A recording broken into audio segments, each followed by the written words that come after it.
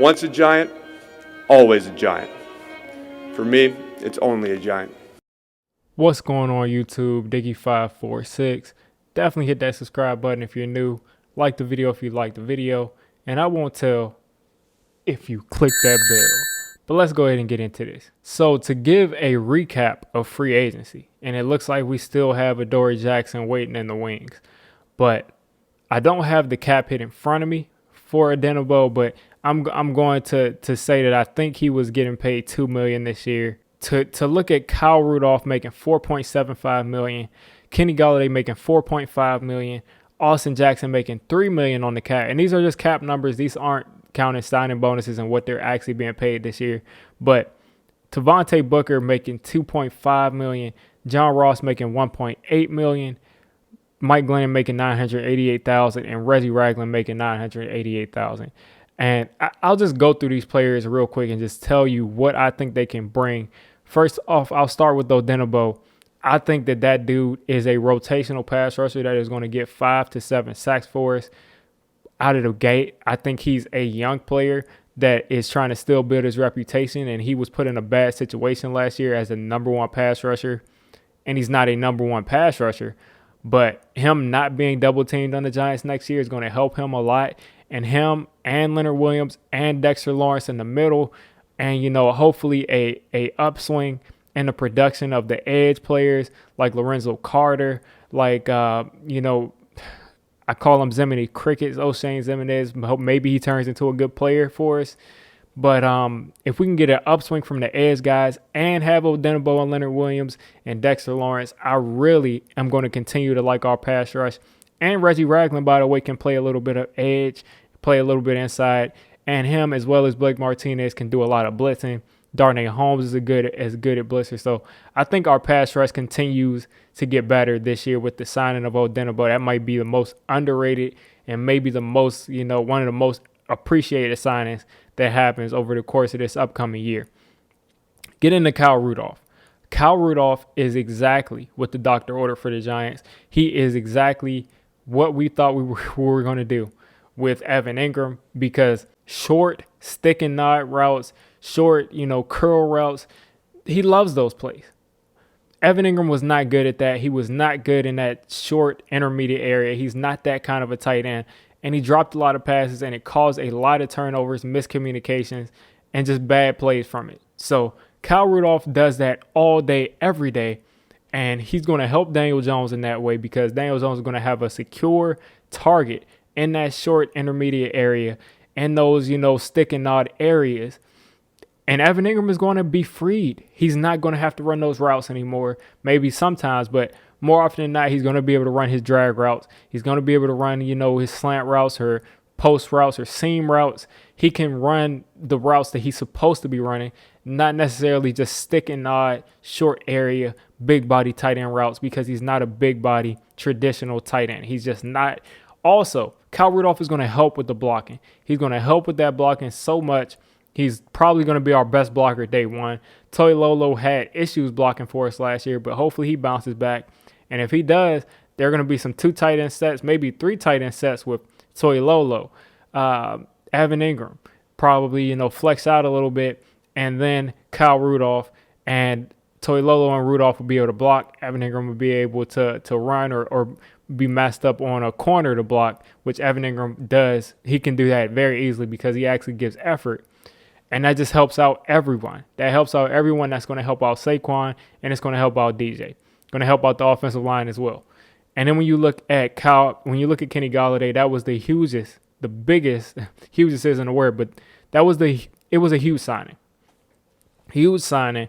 The Giants were underdogs. I always believed that if Kenny Golladay was not going to get tagged by the Lions, that the Giants would be very aggressive in pursuing Kenny Golladay, because he's the perfect fit for this offense. He's the perfect fit for our quarterback who loves to throw the ball down the field and give people chances.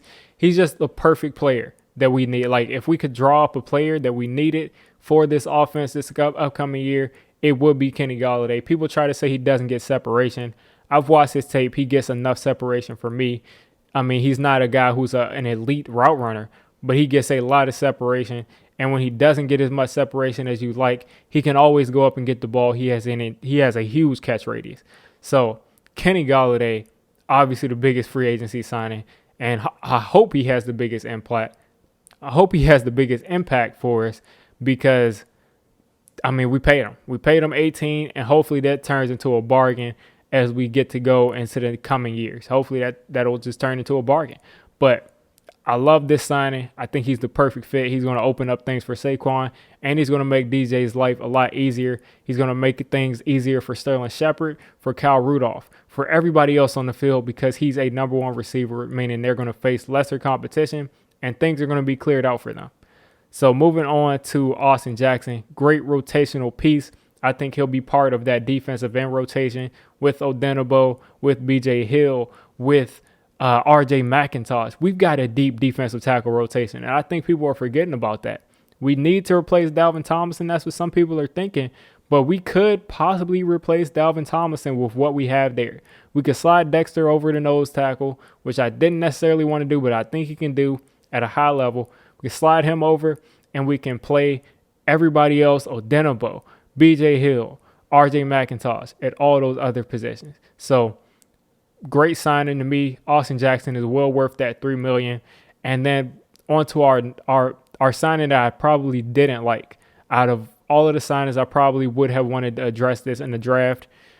Devontae Booker, $2.5 million. First day of free agency, I think. And I did not want to pay this much for Devontae Booker, but he is a versatile running back. He can spell Saquon in every package. He can catch the ball, he can run the ball, and he can block. So that's what you want. I do think he's better than Wayne Gallman, and I think he'll be a solid backup for Saquon. I think he will make, plays in his own right, but I do think that we could have gotten it in the draft. But nonetheless, $2.5 million is peanuts when you look at the fact that we were still able to get Kenny Golladay. So moving on, John Ross is going to be a speedster for us. I don't know exactly how we'll use him, but hopefully we are able to use him creatively, able to use his speed to our advantage, and get him down the field on some deep routes and clear out things. Just by him being on the field, they cannot stack the box because he's going to run right past your defense. Mike Glennon is a solid backup quarterback, and to get him for under $1 million, I have no issues with that. I think he's a solid backup who can probably win you a game or two in a pinch. And then moving on to your last free agent, Reggie Ragland. Reggie Ragland is a starting linebacker. He's a starting inside linebacker, and I'll be surprised if he's not starting in some capacity or playing heavy snaps. He can play outside in the 3-4 and rush from the edge. He can play inside. He can probably cover a little bit better than some people think.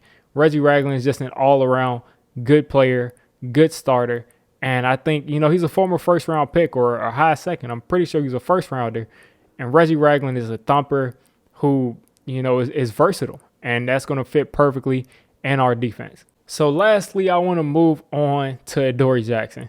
Now, we have not signed him and nothing is official, but we've seen things like his agent, hinting at it on Instagram, making comments.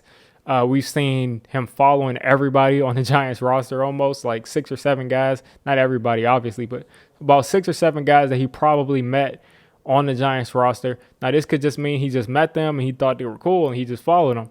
But I think that this probably means that he's going to be a Giant, or he at least has made a huge bond with some of the Giants players. And Adoree Jackson is a number 2 corner in our defense because James Bradbury is so good, but he could possibly make this a 1A, 1B type of conversation. And if he can come to this team, I mean, that just shores up everything else for us. Adoree Jackson can slide into that spot, and we can just play base defense, have our 2 corners, have our 3 safeties who I think they're all going to play at a Pro Bowl level next year. It's going to be a ridiculous defense. And I really don't see a weakness in that defense besides, we don't have that elite edge. But Adoree Jackson lining up across from James Bradbury is going to make things really hard for people to throw the ball, especially with Darnay Holmes in the slot. And Adoree Jackson, he has the ability to play in the slot as well. So we're going to have a versatile, crazy good secondary.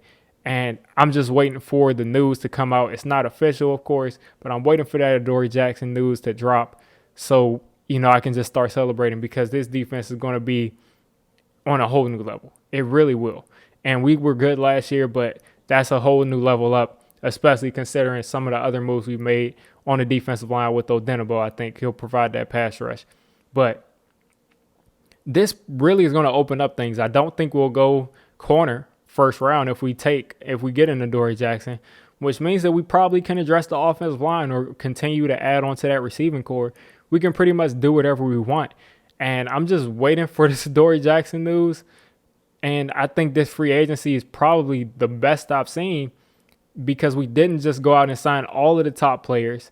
We actually signed players that fit our scheme. We actually signed guys who we think are going to be good fits, good culture fits, and I'm just really excited about it.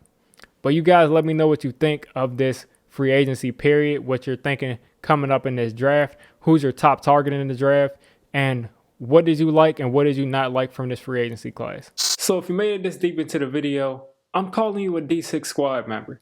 If you're a D6 squad member, you got to hit that subscribe button. You got to turn on that notification bell. And listen, I make all kinds of content for NFL teams. So if you're not a Giants fan, don't worry. I'll cover your team. If I'm not covering your team, let me know. And have a good one.